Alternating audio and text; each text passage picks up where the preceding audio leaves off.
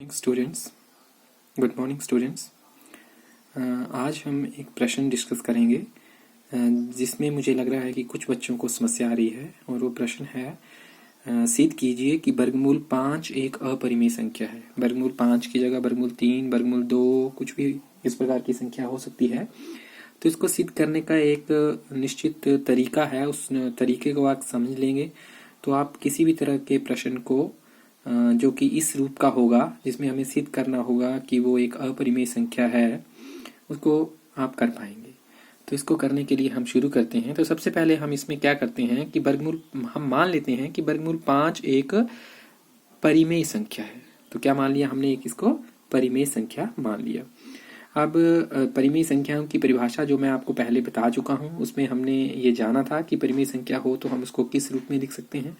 और उसी परिभाषा का प्रयोग करते हुए मैं यहाँ पे आगे लिख रहा हूँ कि क्योंकि हमने वर्गमूल 5 को एक परिमेय संख्या माना है, इसलिए हम वर्गमूल 5 को a बटा b के रूप में लिख सकते हैं, जहां पर a तथा b सह अभाज्य पूर्णांक है। इस जो मैंने एक टर्म यूज की है, सह अभाज्य पूर्णांक, इसको आप ध्यान में रखें कि सह अभाज्य पूर्णांक, इसकी परिभाषा भी मैंने आपको पहले बताई है कि उन दो पूर्णांकों को हम सह अभाज्य कहेंगे जिनमें एक को छोड़ के कोई अन्य कॉमन गुणनखंड नहीं होता है।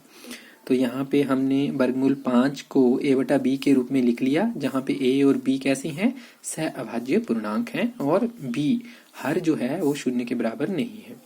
इसके उपरांत हमने इस b को हम इस तरफ लेके आए, तो हमारे पास आ गया वर्गमूल 5 b बराबर है a। अब दोनों तरफ वर्ग लेने पर हमें प्राप्त होता है, इस तरफ इस पक्ष में भी मैं वर्ग लूंगा, इस पक्ष में भी मैंने वर्ग लिया। तो जब वर्ग मैंने डिस्ट्रीब्यूट किया तो वर्गमूल 5 का वर्ग आ गया 5 और b का वर्ग b स्क्वायर आ गया इजिकल टू a स्क्वायर। अब क्योंकि मैंने a स्क्वायर को 5 गुणा b स्क्वायर के रूप में लिखा है, के इक्वल लिखा है, इसका अर्थ हुआ कि a स्क्वायर जो है, ये संख्या जो है वो 5 से विभाजित होगी, क्योंकि मैंने इसको 5 गुणा b स्क्वायर के रूप में के इक्वल लिखा हुआ है। फिर हमने इसी पुस्तक में, हमारी गणित की 10th की पुस्तक में प्रमेय 1.3 दी हुई है, उसकी सहायता से मैं लिख पा रहा हूं कि 5 जो है वो a को भी विभाजित करेगा। क्योंकि उस प्रमेय में हम जानते हैं कि मान लो कोई संख्या जो अभाज्य है किसी दूसरी संख्या के वर्ग को विभाजित करती है, तो वो उस संख्या को भी विभाजित करेगी।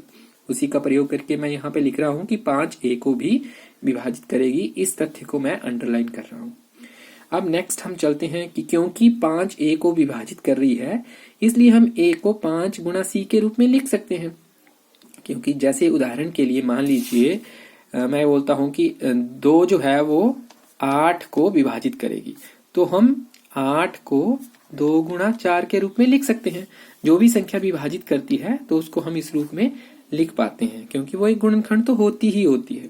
जैसे 2 8 को विभाजित करती है, तो मैंने लिख दिया 8 बराबर है 2 गुणा 4। इसी प्रकार से यहाँ पे क्योंकि हमने लिखा हुआ है कि 5 a को विभाजित करेगा, तो उसी की सहायता से मैंने लिख दिया कि a जो है वो 5 गुणा c के बराबर हम लिख सकते हैं, जहां पर c क्या है, कोई पूर्णांक है। फिर हमने क्या किया कि a इजिकल टू 5c, ये जो हमने ऊपर लिखा, इसको हमने समीकरण 1 में प्रतिस्थापित कर दिया। ये जिसको हमने समीकरण 1 नाम दिया था, वहां पे a की जगह हम क्या लिखेंगे, 5c। तो a की जगह हमने 5c लिख दिया, और इसका वर्ग है तो 5 का वर्ग 25 और c का वर्ग c का वर्ग।